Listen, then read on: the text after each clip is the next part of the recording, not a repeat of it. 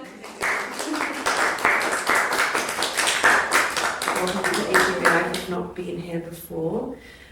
We do these wonderful exhibitions in this space as a way of bringing in new audiences and telling people what we do through the exhibitions that we put on. So the AGBI is primarily a charity that supports professional visual artists who are unable to work due to injury or illness. This exhibition, Bodies, features work by artists that tackles the subject of health, rest, wellness, and what it means to be an artist who kind of works with their bodies and what we expect our bodies to do, and how they might not work in the ways that we expect them to work sometimes. So we're really drawing attention to the ways that artists can sometimes struggle. But tonight we're here with Paloma, who makes this wonderful soft sculpture and photography work, and I'm really excited to chat more with you. So thank you for joining us. Well, thank you for having me. You're welcome. We're so excited. So as I just said, this exhibition is about the ways in which bodies don't always behave in ways that we expect them to, as individuals and as a society. So your work is very intimately connected to your own health. Are you comfortable speaking on that just a little bit? Yeah, that's fine, yeah. So my work comes from personal experience with health and illness. So growing up, my mom had a genetic disease which inherited from my grandmother, and I also have. It's a form of kidney disease.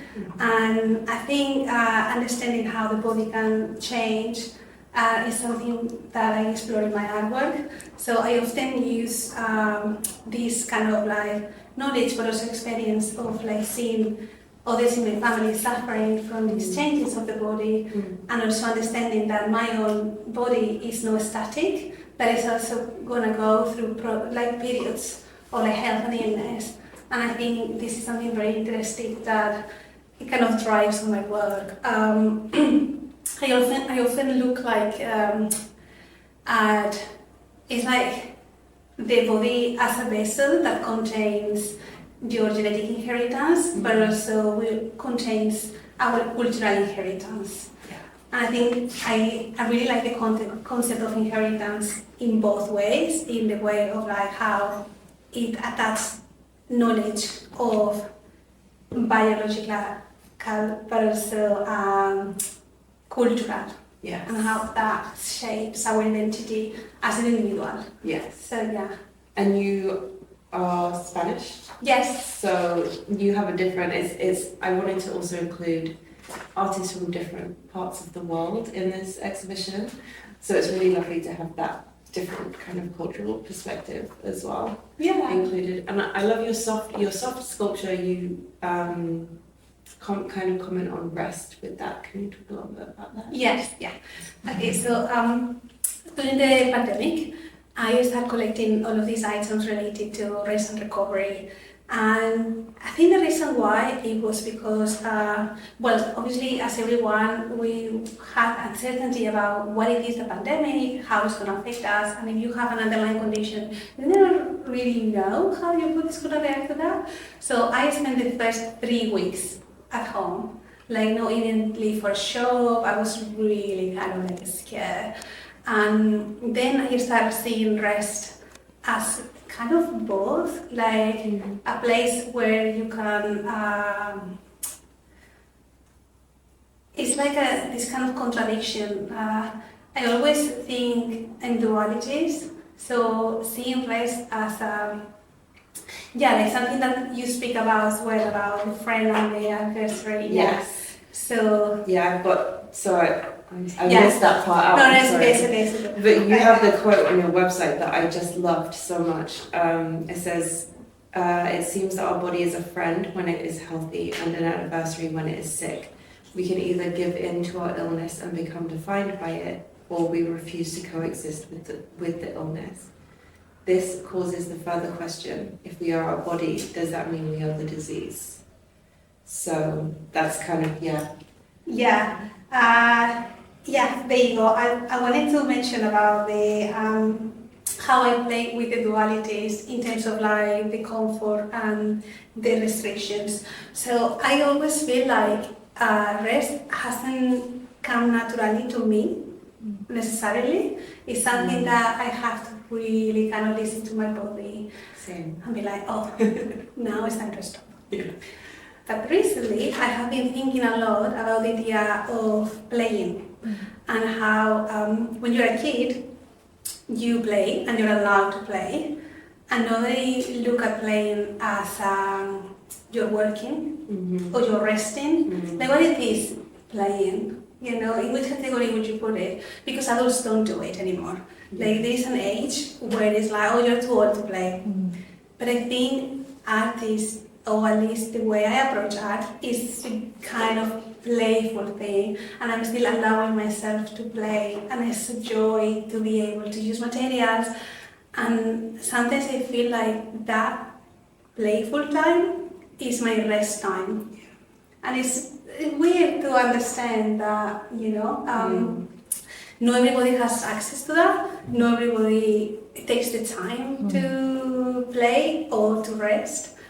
And because I feel like when I'm resting and not doing, then it's creep this guilt of like, you're not being productive. Yeah. You know? And it's like, oh, come on. I have the same thing. Right? Like, it's such a thing. But then it's like, what if you can just enjoy the rest time with things that you actually enjoy doing? Like, you know, that would be like wonderful. Yeah. So I have been thinking a lot about this idea. That's amazing. Yeah, and then on the question of the friend versus the adversary. Yes. Okay, I think it's one of those things that, you know, you have a chronic illness, and then, like, you know that at some point you're gonna have one of those episodes of like, oh, I'm gonna get well.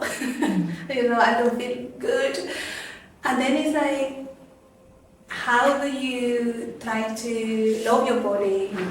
You know, like, be kind to yourself. And I feel like, under my experience, we live in a society that tells us you need to fight against the illness, you need to eliminate it. Like, you know, it was, even during the pandemic, it was all about, let's get the vaccine so we can eliminate the illness. And at the end, it's like, no, you need to live with it.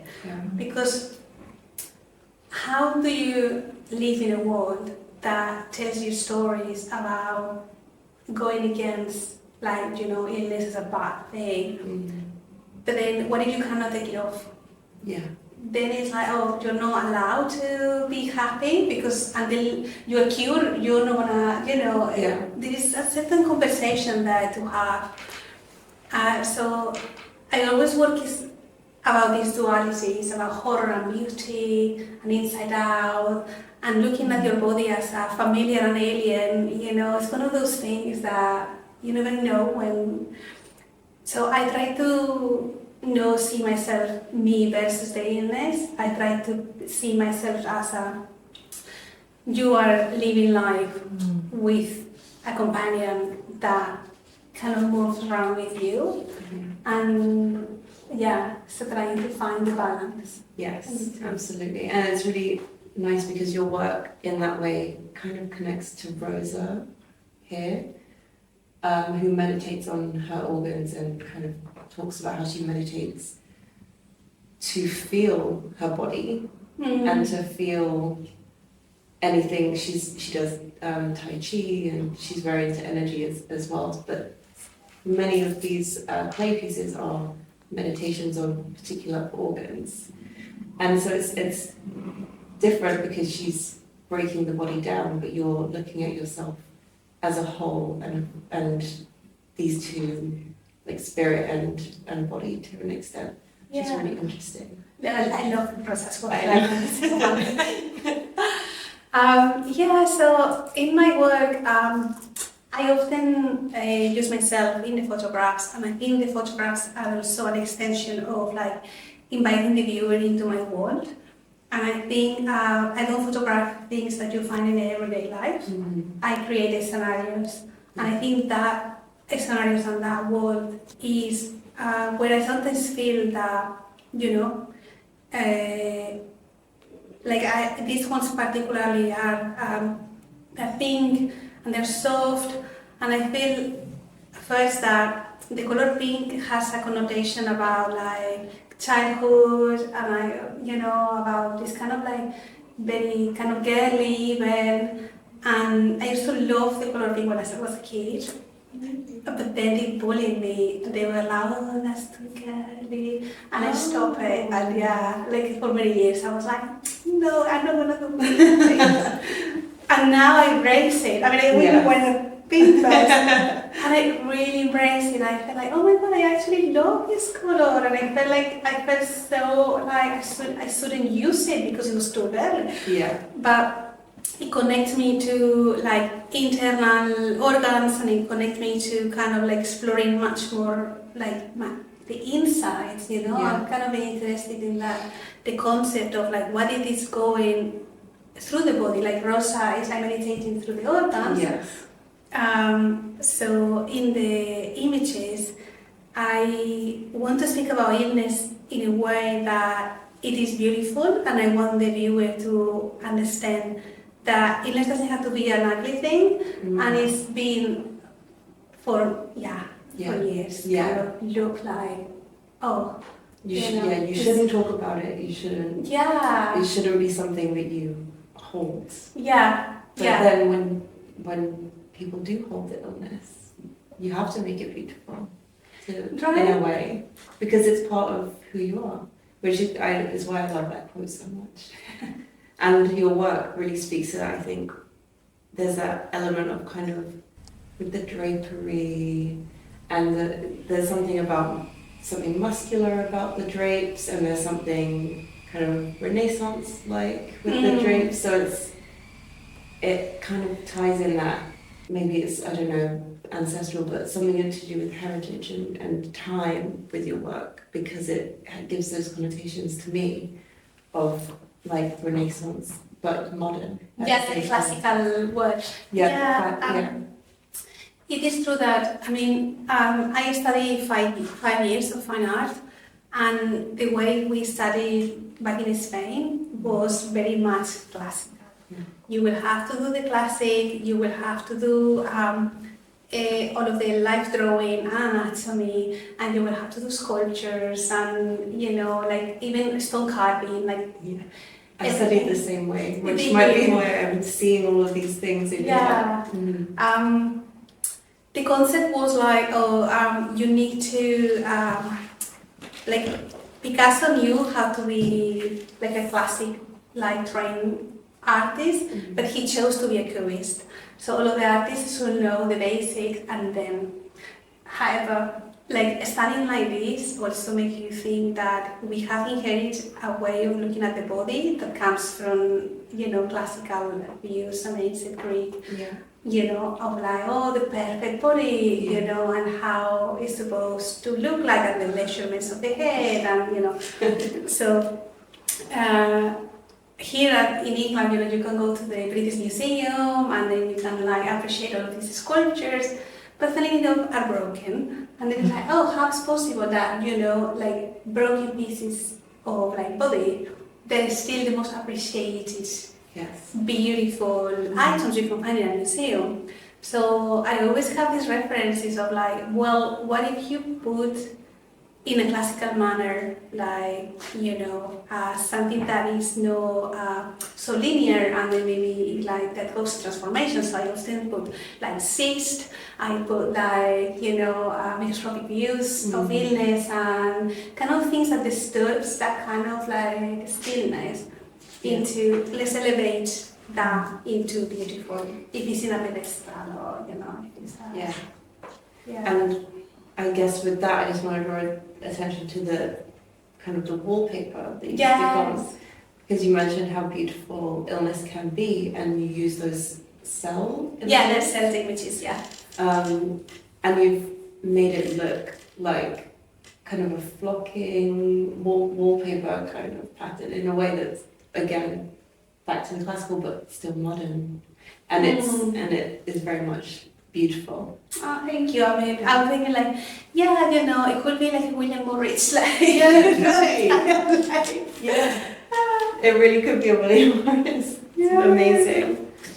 I guess you might have already answered this, my next question, which is, what is the biggest lesson that your body has taught you? Well, I have to think about this one because sometimes I feel like the biggest lesson could be in between the resilience that your body has. It's much more than we give credit to, and understanding that you can count on your body. Yeah. Even though sometimes it's like, oh my god, it's so scary that it's like, oh my god, this is just not enough. But really understanding that. But also, let me see, what did I? Because I was writing about this.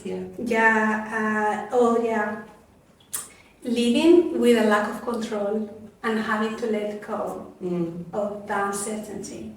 Sometimes you just have to, and you cannot control. Like when you don't have the control over your body and you don't know where the ups and downs are gonna come, you just kind of let it happen. Yeah. So I go through phases where I get this kind of like a hypochondriac. Like the minimum thing is like, oh, that's it. And then suddenly I will be like, no. Just listen. Which I think sometimes like listening to the body is maybe one of the biggest lessons, to actually slow down and just listen, because the body knows. Yes. And you don't need anyone else to tell you. You don't need the doctor, you don't need anyone else. You just need to actually be with yourself. Absolutely. And then you know if something is wrong or not. Yes. Totally. So yeah, maybe that's the one. Yeah. I can relate to what you say in your work so much because I live with an illness as well. And I had no idea that it was there until I was just really tired. And it's that listening. And I just went to the doctor and I said, this is probably so silly, but I'm so tired and I don't feel like I should be. And then we found out that I had quite a significant thing going on in my body. So I think the vulnerability and the rawness that you show in your artwork is very brave. And I also haven't written this question down, sorry, I'm throwing questions at you, but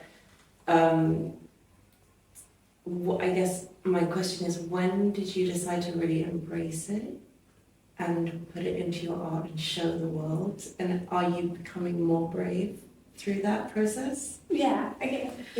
I am. So first I started, when I studied a BA in fine art, I was in Spain. And then my mom was waiting for a transplant, and all of my work was around the body, but I wasn't disclosing anything personal. My parents always taught me like, well, whatever is at home, and we don't talk about it outside. Absolutely. Yeah, but I was really curious about understanding my emotions as well. So I started working with the idea of somatize and how your psychological thoughts can become physical symptoms or reverse, It's like how can like the body and the mind really connected. So that was all of my work about that, and kind of navigated fine art with that concept and researching about this. Then I went into MA photography here in the UK, and then I presented my first work. And then they were kind of like, no, what is this about? They really wanted to know. Like it was kind of like, you really need to tell us. Yeah. And then I kind of was like, yeah, well, my mom's waiting for a transplant and stuff. And then it's like, okay. So your work is kind of about illness. And I was like, no. I was so against it. Like I just couldn't do it. Yeah. And I was like, no. So, anyways. Try to write a kind of dissertation in my MA, and I started looking at the body as pain, body as inheritance, like trying to kind of navigate that. And I won an award after I graduated, and I got a mentor. And then in my mentorship, like that really helped me to kind of like put in context and start feeling less scared. I always feel scared about being that pity artist that people feel sorry because, being very vulnerable to disclose, it's absolutely. I don't like labeling, and I just want to be an artist because I make art and not because any conditional. Absolutely. So I've been very scared. about like disclosing or selling more or less. But the more I exhibit and the more I show the work, and also I do it in like minimum places like this one, it kind of makes me feel more safe, and it makes me feel like the art has an impact, and it kind of gives kind of like either maybe it's hope, or it gives a place for thinking of people. Yeah. That is how maybe I didn't think about that when I want to talk about my body. And being able to share this and give access to people to even think about their bodies. It's like, oh, this is actually meaningful. And maybe I am doing something, that it's not just for me to understand my own body. It's also kind of like giving like voice to others to explore and do the same. So I think the more you do it, The braver. I think so. Yeah. It's very powerful. The way that you do it is not exposing yourself in a it's vulnerable, but it's not, you're not exposing too much. There's a nice balance in the way that you talk about all of the issues in your work, I think. And it does give voice to other people, or just pause for them to think about their own body. That's my experience of your work, which is why I loved when you said that you would be in the show. So thank you. My next question is about being an artist in today's world. So what do you think is the most difficult thing about being an artist today? And what do you find helps you to overcome those challenges of navigating the art world in modern London when there's so many different platforms and so many different things that we're coming up against? Yeah. Well, one of the most challenging things to sustain your artwork or your practice is like financially, like mentally, and physically. I mean, there's these three kind of big things. How do you invest your money and your time? When it's a really difficult career to be in. And nobody prepares you for this. And this is something that, you do it because you love it. There is no way, like, people can still, like, put all of themselves out there on their work and still, keep going. So, something that when I was writing this, I was thinking about how we were laughing with my friends about we cannot find time to do a beer groups in winter because we're going against the time of the day. Because our energy is just run down on a winter day. It's like, sorry, 6 o'clock or 7 o'clock, I can't do it. This was really good. And then in summer, we are like much more like, okay, let's go, let's meet because it's sunny and stuff. And really understanding the timings. Yes. Yeah, so I feel like as an artist, we are expected to be productive all the time and then be like, part of shows and making new work. But you need to understand that you should have blocks of times where you are like making. Yes. And then you have another block where you are exhibiting and not having to do everything at once. Yeah. And just have a community where you can like talk to people. Yeah. That's really good advice. Yeah. And it's again listening to your body, right? With the summer and the winter and listening to, oh, I'm too tired because it's 6 o'clock and it's dark outside. Yeah, exactly. I really understand. And that's okay. I also notice as well, like, there is a certain trend at the moment. So when you go on your phone and your social media and you're looking at Instagram or whatever, and there is so many makers that I'm not having anything against, like, makers like beautiful content. But at the end, it's like, are you making content or are you making art? Because when art comes from the heart, it takes your energy. Like, you can't just produce to the point, it really takes time to make. Yeah.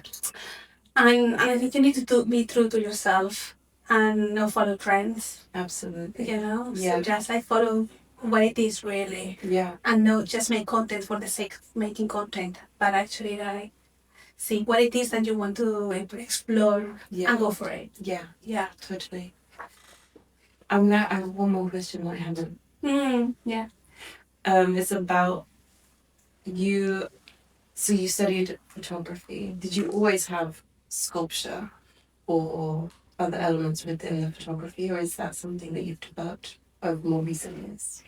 Okay, yeah, the addition, yeah.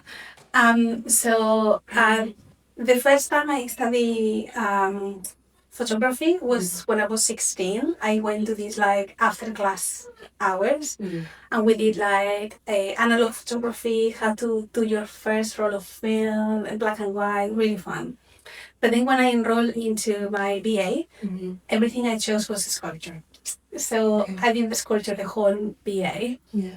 And then they also have like subjects like photography again. So straight away I enrolled in photography. And when I finished my BA, I actually didn't know I would just not get a job.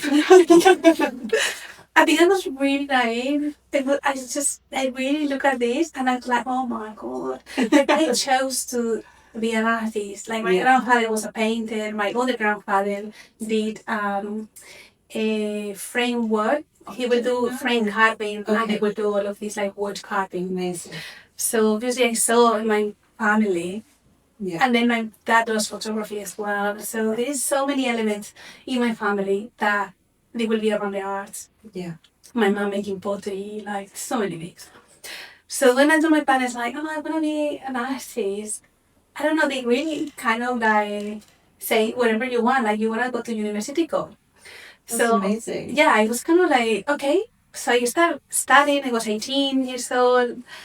And then my dad started saying, maybe you should choose conservation or restoration of art. And then I was kind of like, I like that, but I'm not sure if that is me. Like, I want to do sculptures. And now I understand why he was trying. Yeah. Because then he thought I would get a job. And I just didn't. And then I thought, okay, but I want to learn English. So I'm going to go to Italy and I'm going to do a master's. So You're so brave. My first option in my master's degree was do as a master's in sculpture. Yeah. This self-design for theater. I thought about it as well. And then photography. And then eventually I did think, you know what, like with photography, you can have a digital camera, maybe I can do editorial photography, and I will get a job, and everything will be fine. But then what happened is that I ended up using photography as a medium of expression, and not to actually do any editorial. Like, I don't do like that. I don't even do that kind of photography. Your heart is just there. Yeah. So I ended up working in museums, and then, suddenly, in the last few years, I really wanted to bring my sculptural practice back because I haven't done a lack of a space. Yeah. It's very difficult to have a studio. It's very difficult to have where do you storage one of these sculptures? I know that very well. Right? Yes. This is something that they don't tell you at university either. No. You're like, you do sculptures and then you need to find storage. Yeah. Nobody's saying it. Just make sculptures. Right? It's so fun. It's great. Yeah. No. But it's very real practicalities of being an artist and living in London. Yeah, no, definitely. It is a real life. But then, I don't know, the community as well is great in London. And there is so many artists that you can always count with someone giving you advice or, helping you out, find a studio and things like this. Yeah. So it's been a few years since you've been making the sculpture and adding that into your photography. Yeah, so obviously, I mean, if you look at even the first works I did, they're all having sculptural elements in them. So they all within that. I started with textiles because I could put them under the bed and I didn't need storage. That was kind of like my practical. And then eventually I started moving into, so I started using recycled materials because obviously the money as well is like I don't have money to get fancy materials. So I started using egg cartons. And then I just And have have an eggs. exhibition with the eggs, yeah. Yeah. So just using what is accessible to me and play with them. Yeah. You know, I think that's something, and this is like, duvets, pillows, mattresses, you know, Yeah. things that it has been, they, Your eggs are so beautiful. Oh, So I just thank want to touch on that. If anyone hasn't seen the eggs, stunning. Made from egg carton. I know. It's amazing.